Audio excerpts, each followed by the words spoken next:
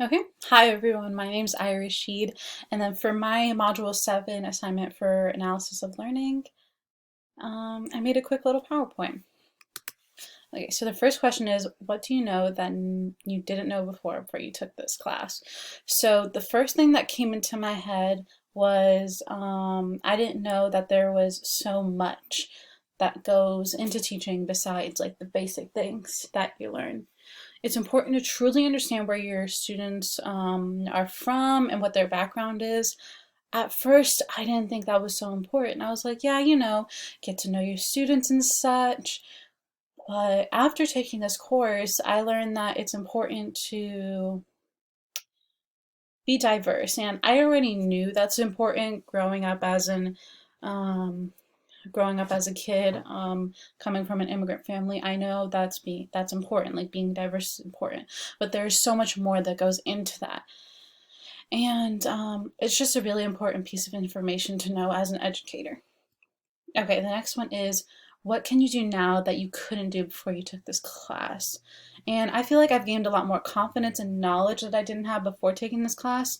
And what I mean by that is I used to be a pretty shy kid, but after recording the socio cultural mini teach, I felt that I had finally crawled out of my comfort zone. I finally crawled out of that shell and I was just like ready to just like take on more? Okay, next one is, what could you teach others to know or do you couldn't teach them to know or do before you took this class? And I can teach others about being diverse. Like I said before, I come from an immigrant family, so I can teach others how to be like what to say and what not to say. Like how you shouldn't go up to someone um, that you can tell is not white and be like, where are you from? But like say like, where are you really from? Because when people ask me, oh, where are you from? I say I'm from DC because that's where I'm from. I'm born and raised in the US. Yes, I am originally from Palestine. My family and I are originally from Palestine, but I was born here. So I say I'm from here. I'm from DC. But I hate when people are like, no, where are you really from? Because that's just honestly plain old rude. And being diverse, this is the biggest lesson I learned from this class through these last few weeks. There's so much more that we need to know as teachers besides our students' names and such. Like I stated before, it's important to know their background. What are your most significant challenges going forward related to becoming an effective culturally responsive educator or community leader? I think I just really need to still work on getting out of my comfort zone more often. I know that I said after that mini teach that I did get out of my comfort zone, but I still am like shying away. Like even for this presentation, I was like, oh man, I really don't want to record myself like with my camera on, but I'm like, you know what? I gotta do it for the grade. Like, I've been getting A's all the semester, I can do it.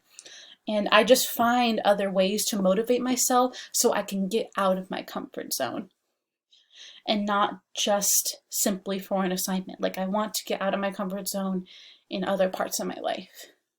So sooner or later, I'm going to be standing in front of a classroom teaching students of a group of 30 plus kids.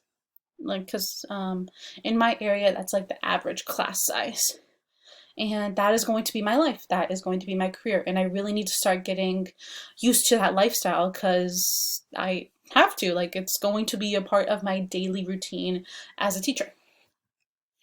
What must you do to overcome these challenges? I need to be more confident in myself, and I really need to stop caring about what others are thinking, because at the end of the day, it really doesn't matter what they think. What matters is what I think and what I believe.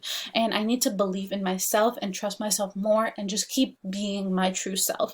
Because you know what? At the end of the day, nobody's thoughts really matter about you. Only your thoughts matter. And it did take me a while to finally understand what that truly means, because I'd say for a good chunk of my life, I only cared about what others think. I only wore certain clothes because that's what was popular at the time, and I couldn't wear this with that. I couldn't wear that pattern with these shoes. Like it was a crazy childhood of caring what others think. But now that I'm older and I'm an adult, I know that really doesn't matter, because it just doesn't. It really doesn't matter. Okay? And what are you committed to doing to further your knowledge, dispositions, and skills related to multicultural diversity and social justice issues? I plan on doing a lot more research on many different topics that I am interested in and that I want to learn more about. I want to write more papers about said research, about said topics. For my mini teach, my topic was sexual orientation, and I want to make more presentations like that one. I'm very proud of that presentation, and I'm very proud of everything I did for that assignment, and I want to do more research than I did. I want to go into further detail. There were many amazing slides in that presentation. With tons of information. It was so informational in just a few slides, but I want to dive deeper and I want to learn more. I want to teach more. I want to read more. Like, I'm just like genuinely like so excited. Like, when growing up, I used to think that learning was boring, but then I learned that when you're learning about something that you're interested in and caring about, then it becomes fun. Like learning about sexual orientation and the LGBTQ plus community, that is fun for me because I am part of the community myself.